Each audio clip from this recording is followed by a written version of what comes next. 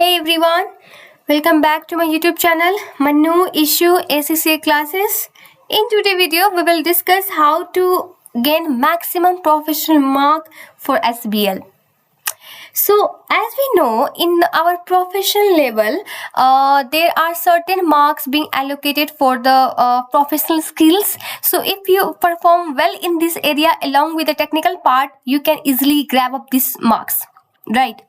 So, in this video, we will talk for the SBL. So in SBL, 20 marks has been allocated for the professional skills, and I will guide you how can you score these 20 marks along with the technical one.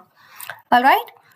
So basically, these are the five professional skills for which 20 marks has been allocated. So if you will perform well in this area, you will be able to grab this mark very easily. The first one is the analysis, second commercial acumen, third communication, fourth evaluation, and the last skepticism. Right? So we will evaluate one by one. I have kept example as well to make you clear. So stay tuned with this video till end. We will discuss this one by one. Okay, so first one is the analysis. Basically, these skills test your ability to break down the information logically. You must examine the case study data, identify the key issue, and present the insight that helps in the decision making. And tip for this, like you can use your SWOT or pestle analysis. If there has been provided a number, you can use the ratio to analyze the business scenario very effectively.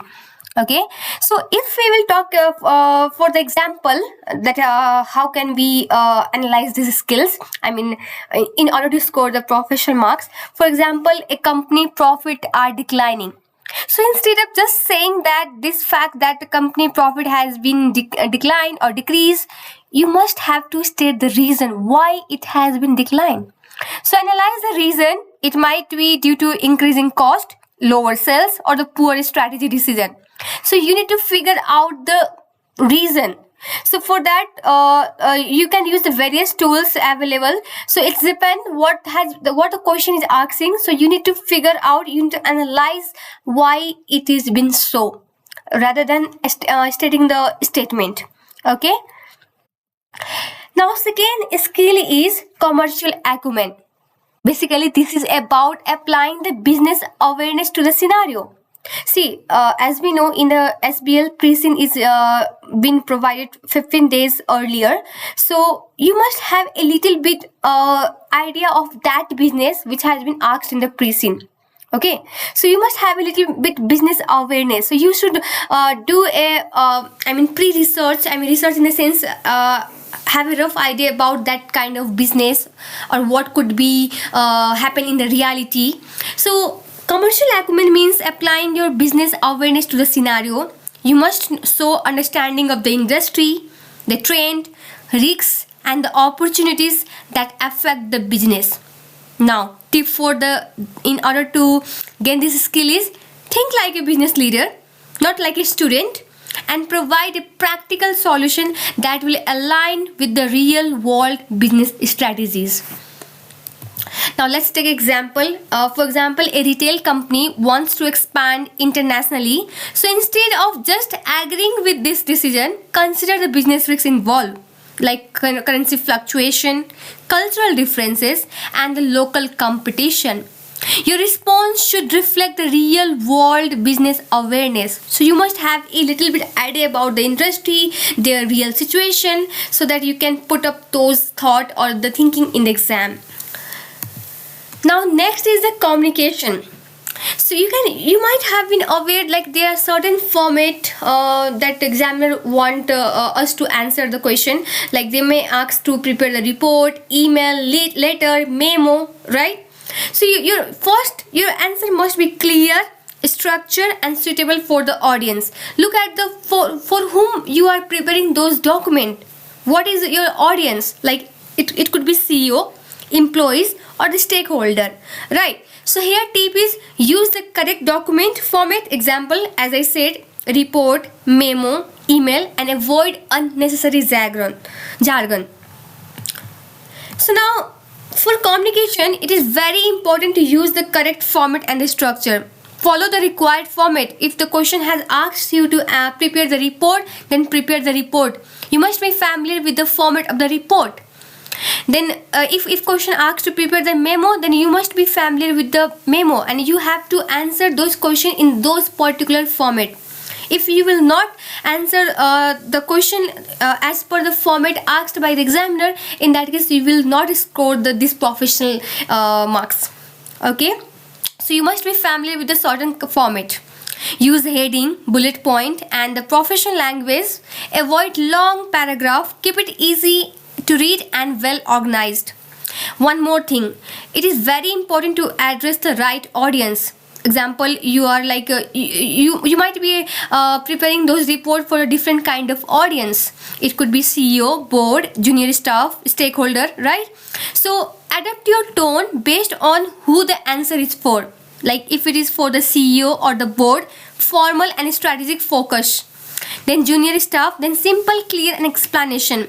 Investor or the client, persuasive and informative. So you need to develop a tone based on the audience to whom you are preparing those documents. Example, if the question requires a report to the CEO, use a formal tone, clear heading and structured content. Avoid casual language and ensure that the key findings are summarized professionally. Okay, so then we have a other skill, that is the evaluation, and this means that you must assess information critically and justify your conclusion. This involves weighting the pros and cons, considering alternative approaches and making balanced recommendation. So here is the tips. Always explain your reasoning and support it with the evidence. Now let's move to the example. Suppose a company is considering launching a new product. So instead of just stating it's a good idea, evaluate the financial impact, the market demand, competitive position, and provide a balanced argument with the both pros and the cons. Okay, so now escapism.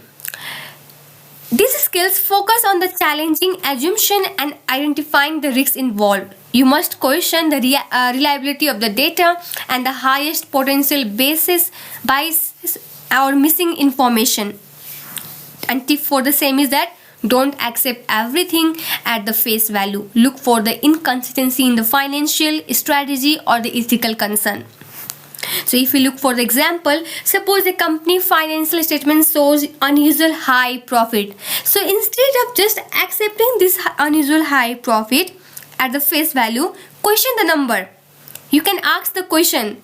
You can easily write, are this sign of creativity accounting or aggressive revenue recognition or missing liability?